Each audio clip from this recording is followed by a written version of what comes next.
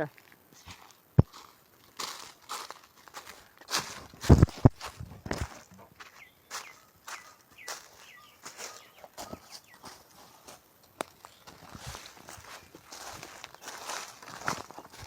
नमस्ते जाउँ अलि परै मलाई देखिसक्नु भएको छ यो मान्छेले केही गर्न सक्दैन भनेर सोचिरहनु भएको होला तपाईहरुलाई के लाग्छ मैले केही गर्न सक्दिनँ सक्छु त्यतिकै यो अवस्थासम्ममा आएको होइन मसँग धेरै प्रकारका कलाहरू छन् धेरै किसिमका कलाहरू छन् तपाईहरुलाई देखाउन मात्र बाँकी छ तपाईहरुलाई अब देखाउनै पर्यो हैन भनिसकेपछि ल ओके सुन्नु होला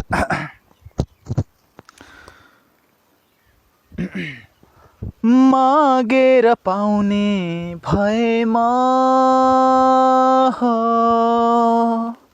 तिम्रै लागि खुसी माग्थे भागेर मिल्ने भएमा सारा देवी देवता भाग्थे हो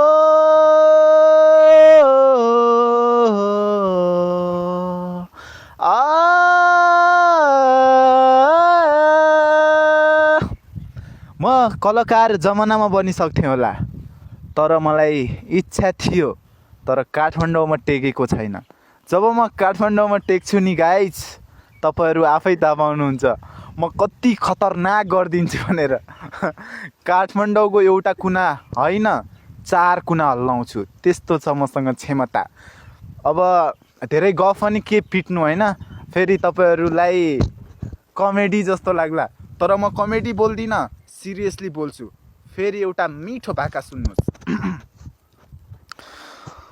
फूल झर्ना नसके पनि तिमी मेरो जीवन साथी हेरिरहूँ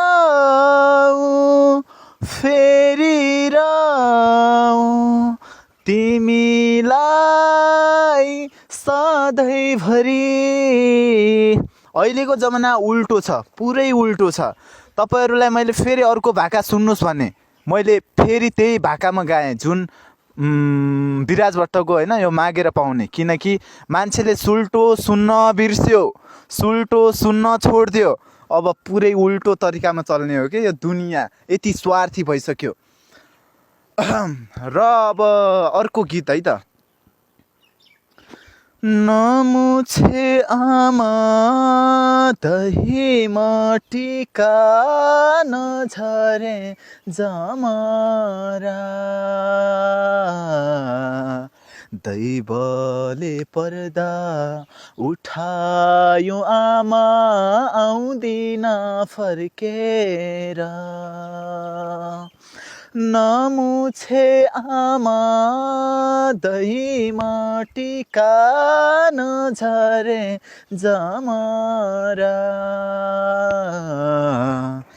दैवले पर्दा अब चाहिँ तपाईहरुले जोक सुन्न सक्नुहुन्छ हैन म गीत यो पुरा मोबाइलको सुनेर हैन पुरै 24 घण्टा सुनेर म त्यस्तो क्याच राख्दिन किनकि मसँग टाइम छैन म छोटो मिठो जति आउँछ त्यति गाइदिने होइन त्यो आएन भने सिधै अर्को स्टेपमा बढ्दिने हो त्यसैले अब चाहिँ एउटा तपाईहरुलाई जोक सुनाउँछु जोक चाहिँ अन्तिमसम्म सुनेर साथ दिनु होला जोक पनि यति बबाल छ यति बबाल छ यति बबाल छ सायद त्यो जोक सुन्नु भयो भने सारा दुःख कष्ट सबै बिर्सेर तपाईहरु ह्याप्पी हुनको लागि ऐना अगाडि गएर हाँस्नुहुन्छ ऐना अगाडि जान बित्तिकै तपाईहरुले आफ्नो फेस देख्नुहुन्छ कतिको मुस्कान छ आफ्नो फेसमा त्यति बेला थाहा पाउनुहुन्छ भन्दै म जोक हान्छु है त तपाईहरुको माझमा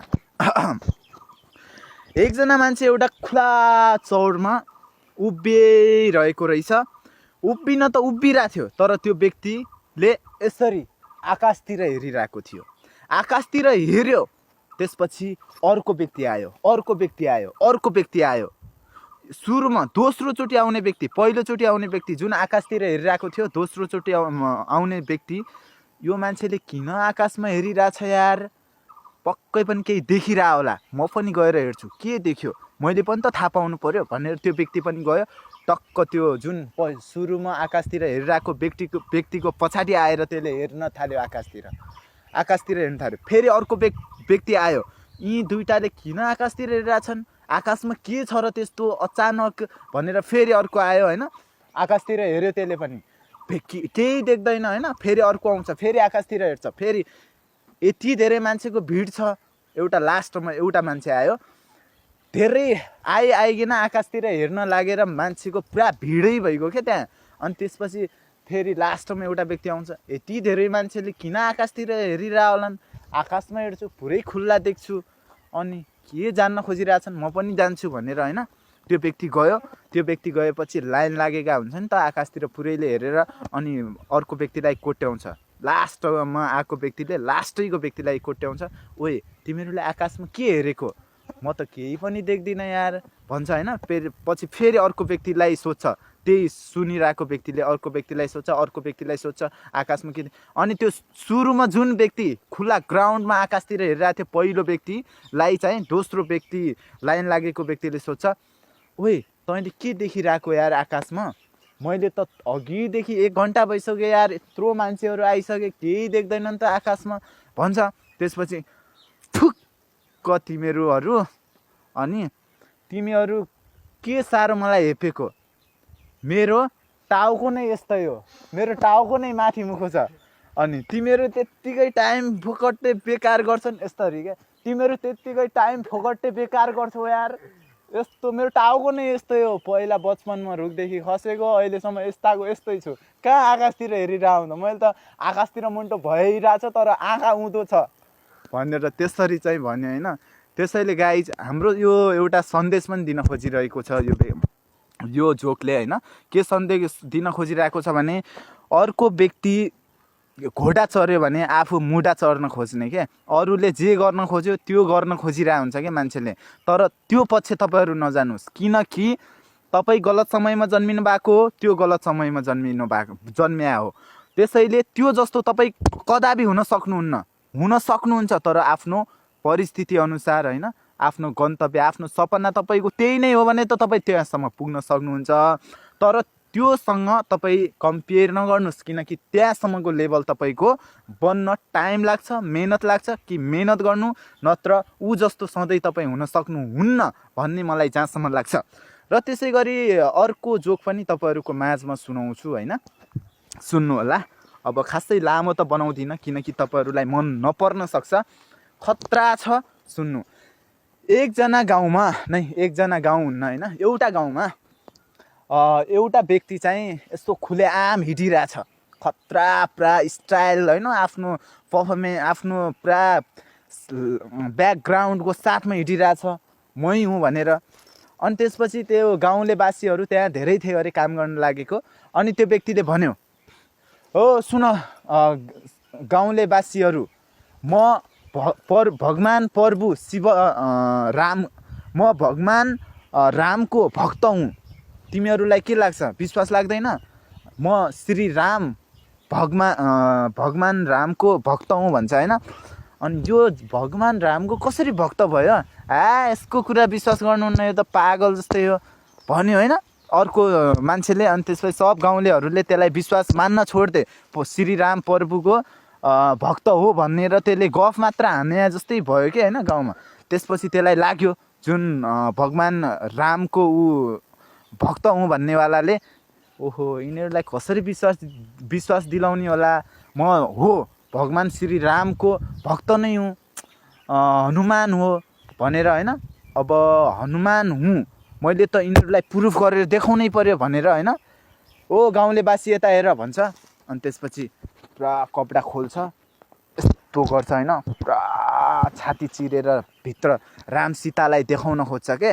राम सीतालाई देखाउन खोजिसकेपछि भित्रबाट राम फ्वात्त बाहिर आउनुहुन्छ होइन। फ्वात्त बाहिर आएर त्यो हनुमानको एक झाप्पड दिनुहुन्छ गालामा, थोप्रा बाङ्गिने गरी दिनुहुन्छ होइन। अब त्यसपछि प्रभु श्री राम, म हजुरको भक्त हनुमान, तपाईँले मलाई हात लगाउनु भयो, किन थप्पड हान्नुभयो भन्छ होइन। त्यसपछि तँलाई कति भन्ने के, तँलाई कति भन्ने, भित्र सीता कपडा फेर्दैछन् भनेर। त्यसपछि चाहिँ सरी प्रभु सरी मैले गल्ती गरेछु भनेर खुट्टा ढोकेर जानुस् प्रभु जानुस्, कसैले देख्न त देखेन, भित्र गएर सीतालाई भनिदिनु होला भनेर होइन। हनुमानले चाहिँ रामलाई भन्दाखेरि हो रहेछ भनेर सब गाउँलेवासीले ताली पड्काए के। तर ताली चाहिँ गाउँलेले आफ्नै हात दुईटा मिलाए, तर रामले चाहिँ हनुमानको गालामा ताली पड्काउनु भयो होइन। अत्यन्तै दामी कस्तो लाग्छ होइन, जोकहरू सुनिरहनु भएको होला भन्ने, अब हेरिरहनु भएको होला अन्तिमसम्म भन्ने मलाई जहाँसम्म लाग्छ। अनि त्यसै गरी तपाईँहरू मसँग जोडी नै रहनु होला। मैले पनि तपाईँहरूलाई नयाँ नयाँ खालका हँसाउने खालका होइन त्यस्तै प्रतिभाहरू लिएर आउनेछु तपाईँहरूको माझमा भन्ने नै छु। यति भन्दै अहिले चाहिँ तपाईँहरूको माझबाट बिदा हुन चाहन्छु। उही तपाईँको मानसिंह चुनार, हस्त नमस्ते, भेट्दै गरौँला।